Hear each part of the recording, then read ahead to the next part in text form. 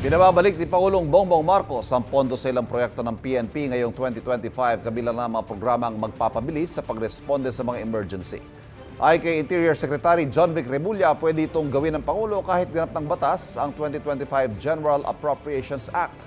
Ang kanyang paliwanag sa aking unang balita.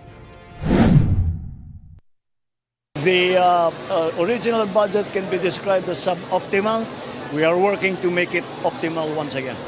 Patuloy na pinupulong ni Pangulong Bongbong Marcos sa kanyang mga departamento para hanapan ang mga programang nawalan o di kaya nabawasan ng pondo sa pinirmahan niyang pinal na bersyon ng 2025 National Budget. Sa pulong niya sa Department of the Interior and Local Government, nakita mahigit 1 bilyong piso na wala sa ilang priority projects tulad ng Information Technology o IT program ng PNP National Police Clearance System at maging drug-related integration at generation system. At kapuna-puna kung saan daw inilaan ang mga pondo. Nilagay nila halos 1 billion sa all-terrain amphibious rescue vehicles for Region 5. Specific yan to Region 5.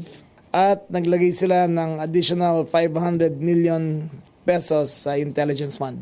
Pinababalik daw ng Pangulo ang mga inilipat na pondo sa orihinal na paglalaanan. Ang 500 million pesos sa Intel Fund, pinalilipat daw para sa isang integrated 911 system sa buong bansa.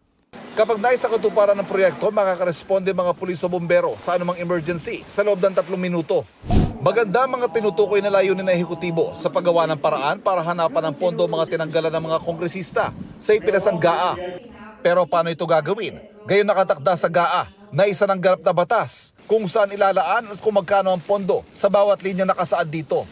Sagot ng DILG rito, ang isang linya sa veto message ng Pangulo. In the exercise of the budget execution function vested upon the executive branch, it is understood that the increases in appropriations and new budgetary items introduced by the Congress in the budget shall be subject to the national government's cash programming, observance of prudent fiscal management, applicable budget execution rules and procedures, and approval by the President based on the program's priorities of the government.